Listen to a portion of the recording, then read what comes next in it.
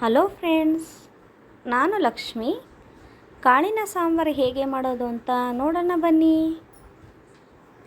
1 cup ತೆಂಗಿನಕಾಯಿ, 2 ಗೆಡ್ಡೆ ಬೆಳ್ಳುಳ್ಳಿ, 3 ಈರುಳ್ಳಿ, 2 ಟೊಮೊಟೊ, ಕೊತ್ತಂಬರಿ ಸೊಪ್ಪು 1 ಹಿಡಿ. ಈಗ ಜಾರಿಗೆ ಹಾಕ್ಕೊತಾ ಇದ್ದೀನಿ. 1 ಹಿಡಿ ಕೊತ್ತಂಬರಿ ಸೊಪ್ಪು, 1 ಕಪ್ ತೆಂಗಿನಕಾಯಿ ಹಾಕ್ಕೊಂಡಿದ್ದೀನಿ, 2 ಗೆಡ್ಡೆ ಬೆಳ್ಳುಳ್ಳಿ, 1 ಕಪ್ ಈರುಳ್ಳಿ ಹಾಕ್ಕೊಂಡಿದ್ದೀನಿ, ಟೊಮೊಟೊ 2, ಸ್ವಲ್ಪ ಹುಣಸೆಹಣ್ಣು, ರುಬ್ಕೊಂಬರೋಣ. ಸ್ವಲ್ಪ ನೀರು ಹಾಕಿ.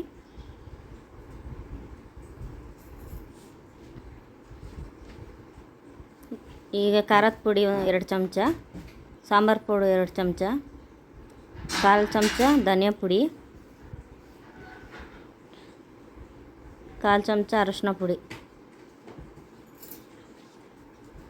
ಇದನ್ನು ಸ್ವಲ್ಪ ನೀರು ಹಾಕಿ ರುಬ್ಕೊಂಬರೋಣ. ಈಗ ಕಾಳುಗಳು ಹೆಸ್ರು ಕಾಳು, ಹುಳ್ಳಿಕಾಳು, ಅಲಸಂದೆ ಕಾಳು, 2 ಬದನೆಕಾಯಿ, 2 ಆಲೂಗಡ್ಡೆ ತೊಗೊಂಡಿದ್ದೀನಿ. ಒಂದು ಕುಕ್ಕರ್ಗೆ 2 ಸ್ಪೂನ್ ಎಣ್ಣೆ, ಅರ್ಧ ಚಮಚ ಸಾಸಿವೆ, ಸ್ವಲ್ಪ ಕರಿಬೇವು ಸೊಪ್ಪು. ಈ ಕಾಳೆಲ್ಲ ಇವಾಗ ಹಾಕಿ ಹುರ್ಕೊಳ್ಳೋಣ.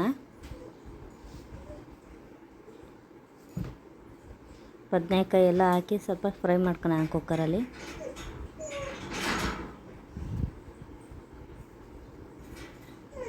ಈಗ ರುಬ್ಬಿರೋ ಮಸಾಲೆನ ಹಾಕ್ಬೇಕು ಇದಕ್ಕೆ.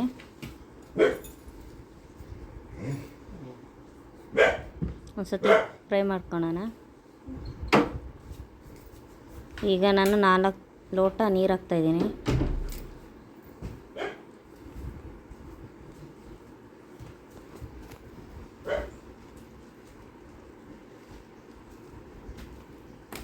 ನಾನು ಒಂದು ಸ್ವಲ್ಪ ಉಪ್ಪು, ರುಚಿಗೆ ತಕ್ಕಷ್ಟು ಕಲ್ಲುಪ್ಪು ಹಾಕ್ಕೊಂಡಿದ್ದೀನಿ. ನೀವು ನೋಡಿ ಉಪ್ಪು ಹಾಕ್ಕೊಳ್ಳಿ. ಈಗ ಕುಕ್ಕರು ಮುಚ್ಚಳ ಮುಚ್ಚಿ 2 ವಿಷಲ್ ಕೂಗಿಸ್ತಾಯಿದ್ದೀನಿ.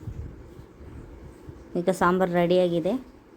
ಅನ್ನಕ್ಕೆ ಮುದ್ದೆಗೆ ಚೆನ್ನಾಗಿರತ್ತೆ. ಲೈಕ್ ಮಾಡಿ, ಶೇರ್ ಮಾಡಿ, ಕಮೆಂಟ್ ಮಾಡಿ.